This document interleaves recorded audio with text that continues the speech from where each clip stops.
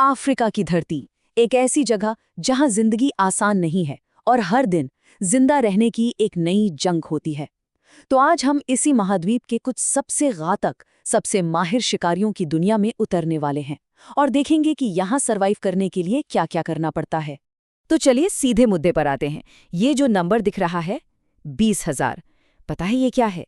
ये है उप सहारा अफ्रीका में हर साल सांपों के काटने से होने वाली मौतों की संख्या। ये सिर्फ एक आंकड़ा नहीं है, ये इस बात का सबूत है कि यहाँ दांव पर क्या लगा है। इस बेरहम दुनिया में टिके रहने का बस एक ही नियम है। यहाँ अपना दबदबा बनाए रखने के लिए या तो सबसे तेज होना जरूरी है, या सबसे बड़ा, सबसे स्मार्ट, या फिर सबसे ताकतवर। और आज हम जिन जानवरों से मिलने वाले हैं वो इन्हीं खूबियों की जीती जागती मिसाल हैं। तो चलिए अपनी पड़ताल शुरू करते हैं हमारे पहले ग्रुप से, टाइटन्स। ये वो हैं जो अपनी बेमिसाल, अपनी जबरदस्त ताकत के दम पर राज करते हैं। लेकिन हम ये भी देखेंगे कि यही ताकत कभी-कभी सबसे बड़ी कमजोरी कैसे बन जाती है। और जब टाइटन्स की बात हो रही है तो सबसे पहले जहन में आता है साउथ अफ्रीकन रॉक पाइथन। दिलचस्प बात यह है कि इसे घातक होने के लिए जहर की भी जरूरत नहीं पड़ती। सवाना में इसे एक और नाम से भी जाना जाता है, मौत का सौदागर। तो सवाल यह है कि ये अजगर अपने से कई बड़े शिकार को निगल कैसे लेता है? इसकी एक पूरी प्रोसेस है। सबसे पहले ये गुरुत्वाकर्षण से 30 गुना ज्यादा ताकत से अपने शिकार को जकड़ता है, उसकी सांस रोक देता है। फिर इसके जबड़े में जो लचीले टेंडन्स हैं वो इसे अपना मुंह अविश्वसनीय रूप से चौड़ा खोलने में मदद करते हैं।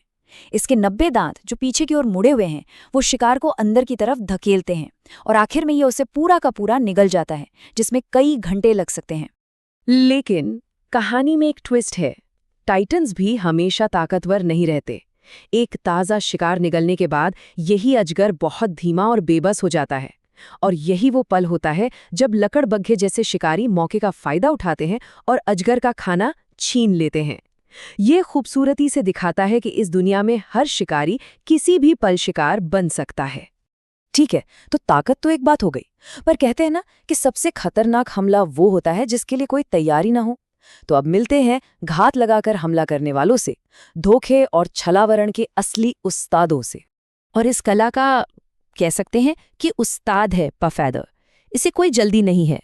ये घंटों तक बिना हिले डुले बिल्कुल पत्थर बनकर सही मौके का इंतजार करता है। लेकिन जब ये हमला करता है ना, तो वो दुनिया के सबसे तेज हमलों में से एक होता है। कितना समय? सिर्फ इतना, 1 सेकंड का चौथाई हिस्सा। पलक झपकने से भी तेज। शिकार के लिए इससे बच पाना लगभग नामुमकिन है। तो ये पफ्ड एडर आखिर करता क्या है? इसका हथियार है साइटोटॉक्सिक जहर। अब ये है क्या चीज़? देखिए, ये जहर सीधे शरीर के सेल्स पर, टिश्यूज पर अटैक करता है और उन्हें अंदर ही अंदर गलाने लगता है। इससे एक बहुत धीमी और दर्दनाक मौत होती है। वाकई एक भयानक हथियार। और हाँ, पफ एडर इस खेल में अकेला नहीं है। घात लगाने वालों की तो एक पूरी, कह सकते हैं कि एक गैलरी है। गैबून वाइपर, जिसके जहर के दांत दुनिया में सबसे लंबे हैं।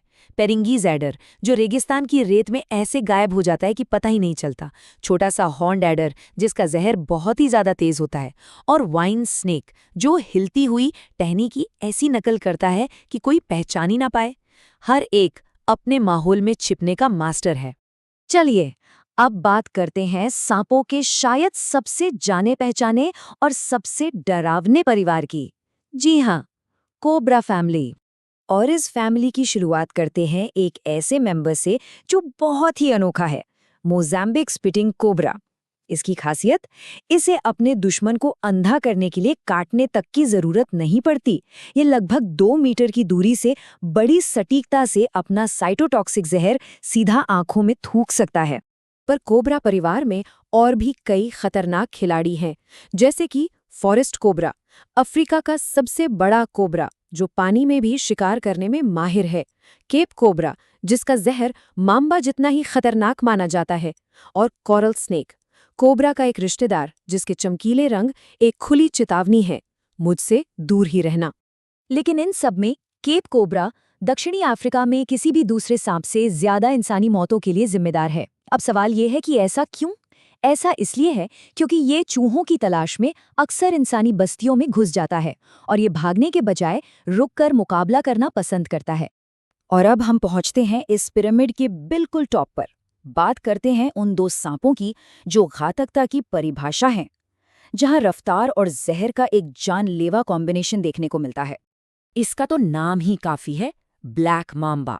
अपनी बेजोड़ रफ्तार, बड़े आकार और बेहद आक्रामक स्वभाव की वजह से इसे नरक का शहजादा भी कहा जाता है। और ये नाम इसे यूं ही नहीं मिला, इसे दुनिया के सबसे खतरनाक सांपों में से एक माना जाता है। तो माम्बा का हथियार क्या है? वो है न्यूरोटॉक्सिक जहर। ये जहर बिल्कुल एक शॉर्ट सर्किट की तरह है। ये सीधा नर्वस सिस्टम पर अटैक करता है, दिमाग से मांसपेशियों तक जाने वाले सिग्नल्स को जाम कर देता है, जिससे लकवा, सांस का रुकना और फिर मौत हो जाती है। यही वजह है कि माम्बा का काटना इतना ज्यादा जानलेवा होता है। अब मिलते हैं हमारे दूसरे टॉप प्रेडेटर से, बूमस्लैंग से। और ये माम्बा से बिल्कुल अलग है। स्वभाव से ये बहुत शर्मीला है और पेड़ों पर रहना पसंद करता है। लेकिन इसके शर्मीलेपन पर बिल्कुल मत जाइएगा। इसका जहर अफ्रीका के किसी भी सांप से ज्यादा शक्तिशाली और खतरनाक होता है। तो अब हमारे पास दो अल्टीमेट शिकारी हैं, एक जो अपनी स्पीड और गुस्से के लिए जाना जाता है और दूसरा जो अपने जहर की बेजोड़ ताकत के लिए। तो चलिए एक सीधी टक्कर कराते हैं और देखते हैं कि कौन किस मामले में आगे है। जरा इस टेबल पर नजर डालते हैं। कहानी बिल्कुल साफ हो जाती है। एक तरफ है ब्लैक माम्बा, स्पीड 19 किलोमीटर प्रति घंटा। इसका न्यूरोटॉक्सिक जहर मिनटों में काम तमाम कर देता है और ये बेहद आक्रामक तरीके से कई बार हमला करता है। वहीं दूसरी तरफ है बूमस्लैंग।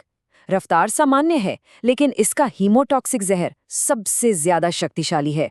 ये जहर खून के थक्के जमने की प्रक्रिया को ही रोक देता है, जिससे शरीर के हर हिस्से से अंदरूनी और बाहरी खून बहने लगता है। माम्बा अपने काले मुंह को खोल के चेतावनी देता है, जबकि बूमस्लैंग अपने छलावरण पर निर्भर करता है।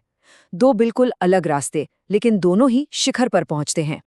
तो हमने इन कमाल के, इन खतरनाक जीवों को देखा, लेकिन एक बात याद रखनी होगी, ये तो बस कुछ उदाहरण हैं। ये एक ऐसे अनदेखे साम्राज्य का हिस्सा हैं जो हर वक्त, हर पल हमारे चारों ओर मौजूद है। इन सांपों को देखकर डर लगना बहुत स्वाभाविक है, लेकिन क्या ये वाकई दुष्ट हैं? नहीं, असल में ये अपनी दुनिया के माहिर खिलाड़ी हैं, जो मुश्किल से मुश्किल हालात में जिंदा रहने के लिए पूरी तरह से तैयार हैं। ये सर्वाइवल की कला के प्रतीक हैं। और ये सब कुछ हमें एक आखिरी सवाल पर लाकर छोड़ देता है। जंगल के इस बेरहम खेल में, जहां हर कोई सिर्फ जिंदा रहने के लिए लड़ रहा है, असली शिकारी है कौन? सोचिएगा जरूर।